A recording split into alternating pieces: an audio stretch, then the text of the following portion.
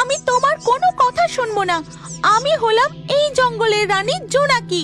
এই জঙ্গলে শুধু আমার রাজত্ব চলবে। কখনো না, আমার কারণে জঙ্গলের শোভা দ্বিগুণ বৃদ্ধি পায়। তাছাড়া আমি পরাগরেণু সঞ্চালন না করলে ফুলেদের বংশ বৃদ্ধি ঘটবে না, গাছে ফলও হবে না। তাই এই জঙ্গলের রানী হলাম আমি।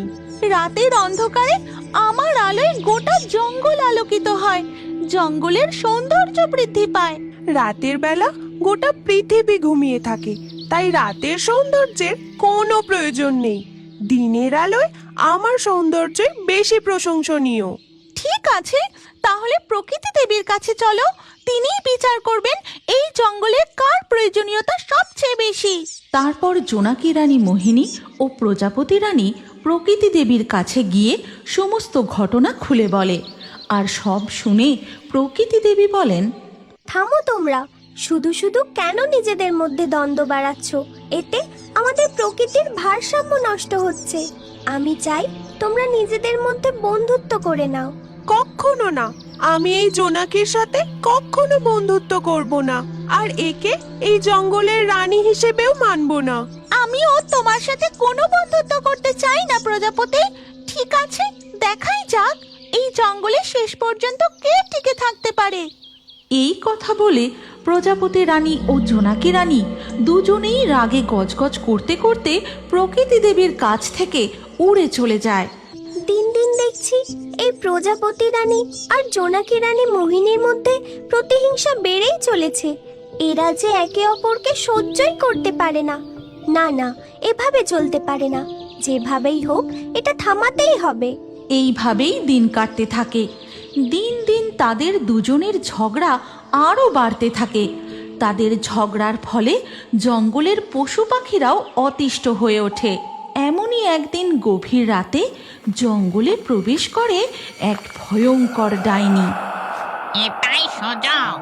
এই সময় সবাই ঘুমিয়ে রয়েছে, আর রাতের অন্ধকারে চারিদিক কালো হয়ে রয়েছে। এই সময় পাখিদের বাসা থেকে তাদের চুরি করে আনলে কেউ টের পাবে না। এই কথা বলে ডাইনি চুপি চুপি গিয়ে পাখিদের বাসা থেকে তাদের ডিম আর ছানাদের চুরি করে নেয়। পরের দিন সকাল হতেই, হায় হায় হায়, এ কি সর্বনাশ হলো! আমার বাসা থেকে আমার ছানাদের কে চুরি করে নিয়ে গেল? ঠিক তখনই সেখানে উড়ে আসে টিয়া পাখি।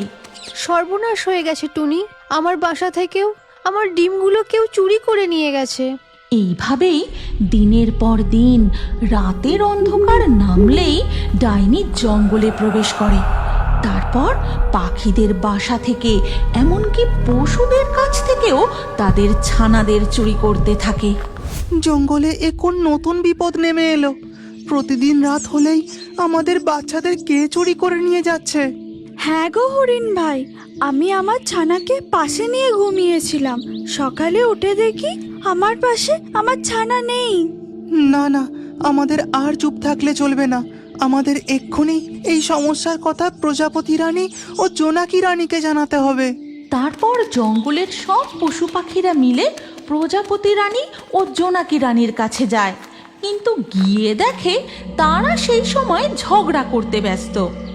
তোমরা এবার নিজেদের মধ্যে ঝগড়া থামাও। আমাদের জঙ্গলে এক নতুন বিপদ উপস্থিত হয়েছে। দয়া করে আমাদের সেই বিপদ থেকে রক্ষা করো। কেন, কি হয়েছে হরিণ? এরপর হরিণ আগের দিন রাতে ঘটে যাওয়া সমস্ত ঘটনা তাদের খুলে বলে। আর সব কিছু শুনে প্রজাপতি রানী বলে, কিন্তু আমার সমস্ত ক্ষমতা যে দিনের আলোর মধ্যেই সীমাবদ্ধ। রাতের বেলা আমি তোমাদের কিভাবে সাহায্য করব? চিন্তা করো না হরিণ, আমি থাকতে রাতের বেলা তোমাদের কোনো বিপদ হবে না। আমি আর আমার সঙ্গী সাথীরা মিলে আজ রাত থেকে গোটা জঙ্গলে ছড়িয়ে ছিটিয়ে থাকবো, আর আমাদের আলোয় কেউ তোমাদের বাচ্চাদের চুরি করতে পারবে না। আর যদি চুরি করতে আসে তাহলে আমরা তাকে ঠিক ধরে ফেলবো। ধন্যবাদ জোনাকি রানী। সেই দিন রাতের বেলা জোনাকি রানী ও তার সঙ্গী সাথীরা মিলে গোটা জঙ্গলে ছড়িয়ে ছিটিয়ে থাকে, আর তাদের আলোয় গোটা জঙ্গল ঝলমল করে। গভীর রাতে ডাইনি জঙ্গলে প্রবেশ করতেই ও বাবা, জঙ্গলে কিসের আলো? চারিদিক যে আলো একেবারে ঝলমল করছে। এ কি?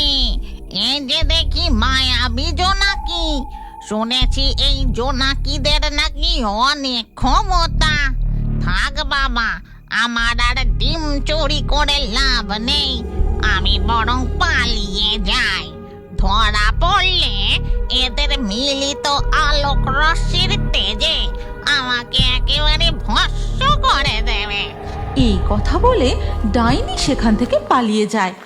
এরপর থেকে জঙ্গলের পশু পাখিরা বেশ সুখে শান্তিতে থাকতে শুরু করে। আর জোনাকি রানী রোজ রাতে সব পশু পাখিদের পাহারা দেয়।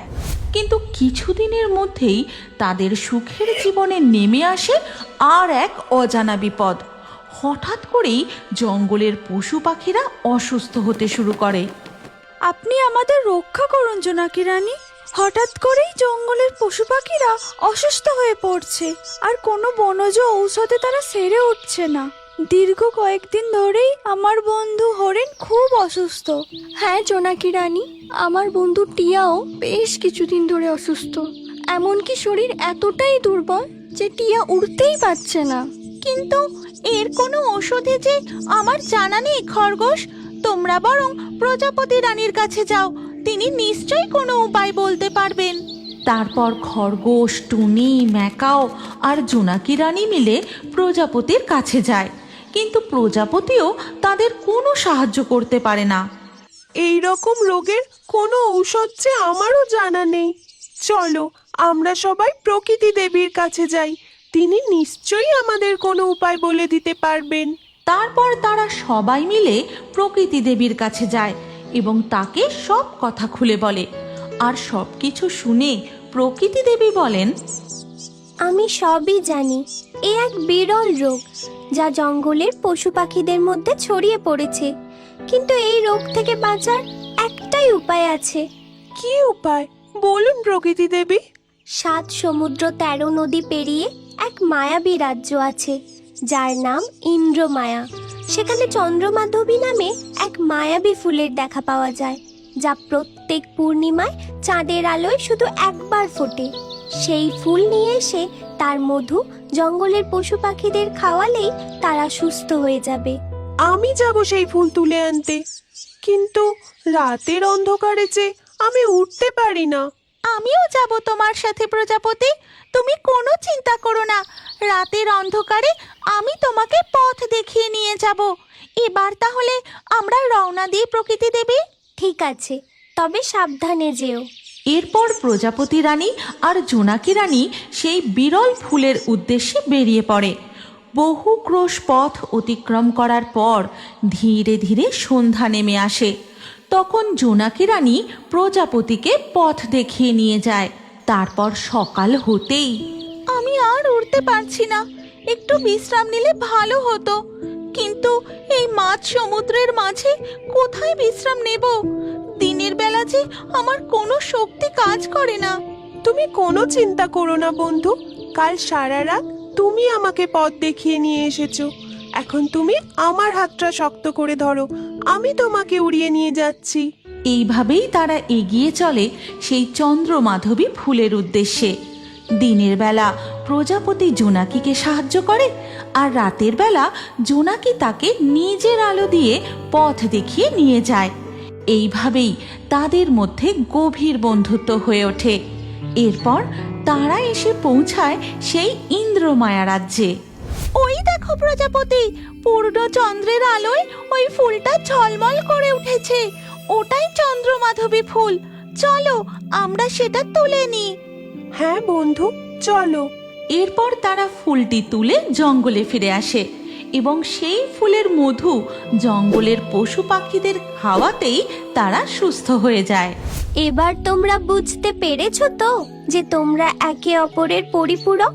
যে কোনো একজনকে ছাড়া এই জঙ্গল অসম্পূর্ণ। দিনের বেলা যেমন প্রজাপতিকে আমাদের প্রয়োজন, রাতের বেলা একইভাবে জোনাকিকে আমাদের প্রয়োজন। তাই আজ থেকে দ্বন্দ্ব থামিয়ে তোমরা একে অপরের সাথে মিলেমিশে থাকবে এবং এই জঙ্গলকে রক্ষা করবে। এরপর থেকে সোনাঝুরির এই জঙ্গলে সকল পশু পাখি, প্রজাপতি, জোনাকি সবাই মিলেমিশে থাকতে শুরু করে।